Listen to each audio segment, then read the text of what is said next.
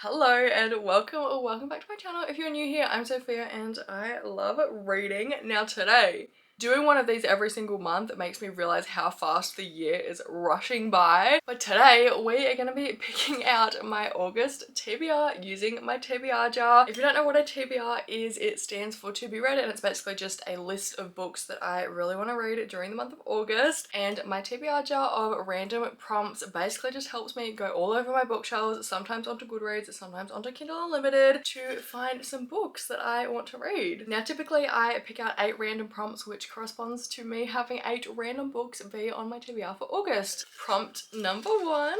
Okay. Oh, I just threw like 3 on the floor. We have 3 prompts right here. I guess we'll choose out of these ones. The sun is currently setting. I've done my best to try and mitigate that problem, but if the lighting changes, no it doesn't. Okay, we've got 3. I guess we just pick, maybe we're like, let me grab one. Maybe, oh, there's 2.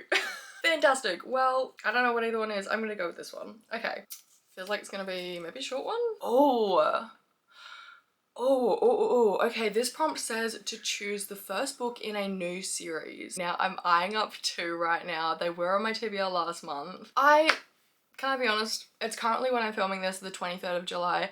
I have read half of the Book of Azrael this month and that's been it. But that means that I still have all of the books from my July TBR on my radar. Alright, here's my July TBR. I promise I'm not just gonna repick every single book that was on last month's TBR, but there is a few naturally that I still really want to get to. So, first book in a new series. The 2 series that are coming to mind that are new to me, because both of these books released 2 months ago, a month and a half ago. We have The Night and the Moth by Rachel Gillig and we have Shield of Sparrows by Devney Perry. Now, I want my next read to be The Night and the Moth. Whether or not I get to it before August is up for debate. I think I want to put this one on the TBR. It's the one that I want to read next. It's kind of a like gothic fantasy setting. Our main female character is kind of like, how do I explain this? She has been like handpicked to work with these other women at a kind of church setting, like cathedral setting. The reason that they've all been handpicked and that they work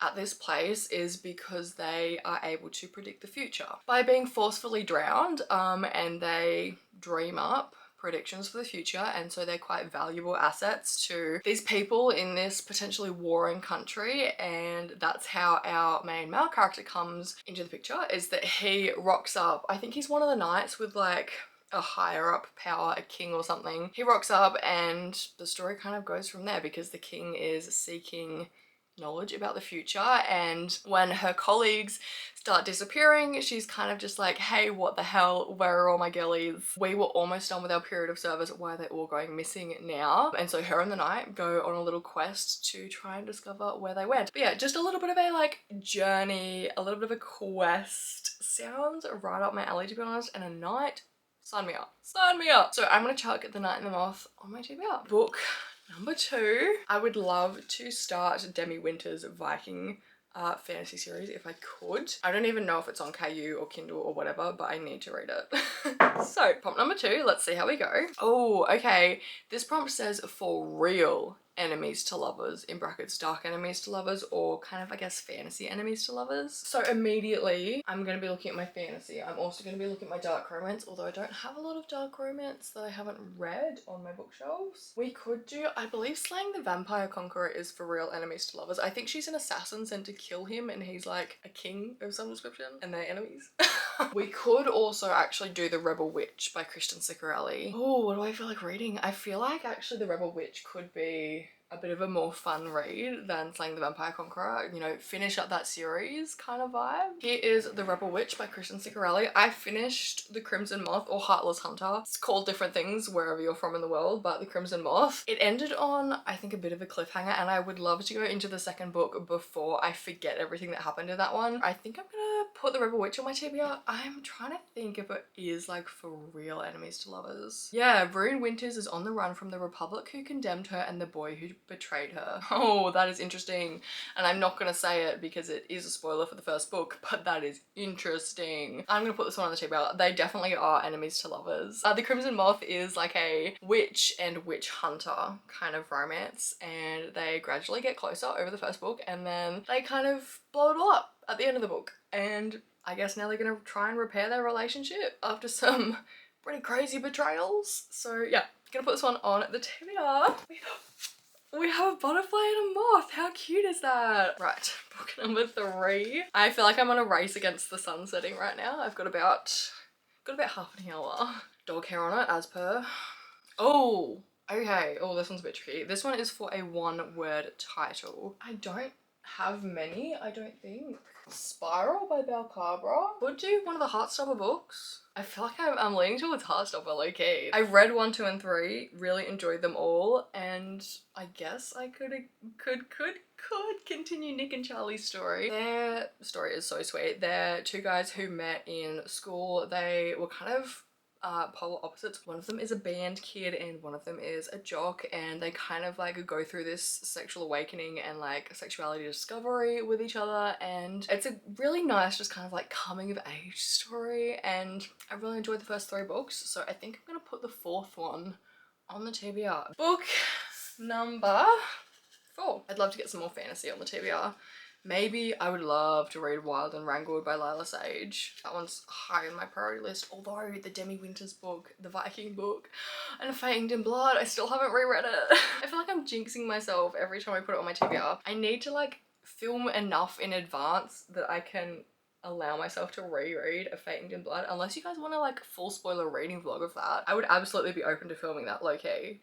We could do that. If you guys want to see a full spoiler vlog of A Famed in Blood and A Curse Carved in Bone, let a girl know and I'll film it. Anyway, book number 4. Oh, okay. Oh, fun. A book starting with a random letter. We're gonna grab the random letter generator up. A book starting with V. V. Do we include the beforehand? Because I do have the Valkyrie. I think I'm gonna respin. Okay, let's go again. I'm gonna be sad if that rule comes back to bite me. Oh, D. Okay, can we do something with D? I feel like we probably can. Let's have a look. Daughter of No Worlds by Carissa Broadbent. Devil of Dublin by B.B. Easton. Dead Man Walking by Gianna Darling. I don't think I want to read Dead Man Walking just yet, because when the time comes, I think I want to start from the beginning with that series. Or start from the second book, because I've read the first one. But I don't want to jump straight into Dead Man Walking, which is I think like the 5th book. I think I'm gonna go for Devil of Dublin. I'm not sure that I want to read Daughter of No Worlds this month, because I feel like I'm already in the middle of a bunch of fantasy series, but also anticipating a lot of other fantasy books, so I don't want to dive into that right now. But Devil of Dublin. This, I believe, is a Irish mafia, very like traumatic romance, like very, very deep kind of romance, I think. I can't remember anymore if my grandfather's eyes were blue or green, but I'll never forget they wrinkled at the corners when he laughed at one of his own jokes, or the way they sparkled with mischief when he told me tales about the magical creatures that dwelled in the forest behind his humble Irish sheep farm, shy fairies who like to eat tea biscuits, cruel witches who like to eat children, a moody lake spirit with a taste for expensive gifts. Is this fantasy? I thought this was mafia. Wait. As a child, I believed every fantastical word, but when he warned me about the mute boy who also lurked in those woods, the one the priest had declared to be the spawn of Satan himself, I refused to listen. Kellen wasn't evil. He was kind and beautiful and special and hurting. He was my friend. And with every summer I spent stolen away with him in those enchanted woods, he grew to become so much more. But when I returned to Glenshire as an adult, grieving and engaged to someone else, all those legends quickly morph into nightmares. My grandfather had been right about everything, especially the boy. If only I had listened. I thought this was like mafia. I'm so confused. Because it's always in like the dark mafia romance recommendation videos, I swear. I've heard astronomically good things about it though. I know a lot of people who have read it have loved it. Yes, dark mafia romance steeped in Irish folklore. That's kind of fun. That's really fun actually. I watched Sinners the other day, that movie. I finally watched it because it came out onto HBO, and oh my god, it was so good, and it made me realize like how much more folklore stuff that I want to watch and also I guess read. So hey, this could be a cool opportunity. If B.B. Easton pulls it off, if she did her research and she pulls it off, I'm gonna put it on the TBR. I'm like, I'm so intrigued to know if these like fairies are real or if they're like, I don't know. Sounds cool. Number 5, this one, a non-fiction book. We are gonna return to last month's TBR. I have two choices. I have my Norse mythology book over here, or I have Save the Cat Writes a Novel by Jessica Brody. I didn't unfortunately get the opportunity to read it in July, so I would love to try and read it in August. I also want to do potentially a little bit of a reading vlog slash start writing vlog featuring this book. Save the Cat Writes a Novel is basically, it says the last book on novel writing you'll ever read, so I'm gonna assume it's a bit of a comprehensive guide. So it's basically just how to write a good entertaining book, how to hit those beats, and I think it also talks about how to write a good character arc and potentially like a flawed hero and how to make your readers root for them. So I'm gonna stick it on the TBR because I potentially want to write a book. Hello. Book number 6, prompt number 6. I feel like I'm making good headway on this. We are in fact winning the race against the sun. Right, let's have a look.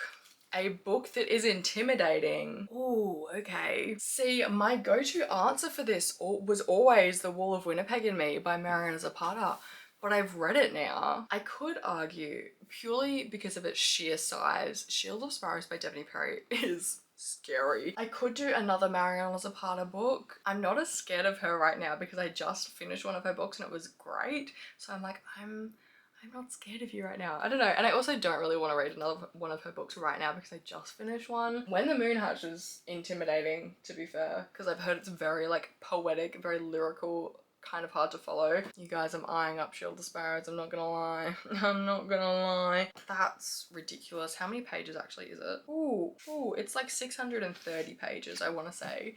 Well, Wall of Winnipeg was 670. I think I'm gonna read it. It is intimidating, purely because it's ginormous. It's also intimidating me trying to justify putting this book back on my TBR as if it's not my own video. I've been seeing rave reviews and Goodreads is saying that it's like up there, but I've also been seeing some like negative, this book is so boring, nothing happens kind of reviews, so I'm a little bit scared of that. I think I'm gonna put it on the TBR. I'm gonna put it on the TBR. I'm gonna stop trying to justify it and I'm just gonna put it on my TBR. Book number 6, so prompt number 7. Let's have a look. Oh, okay, fun.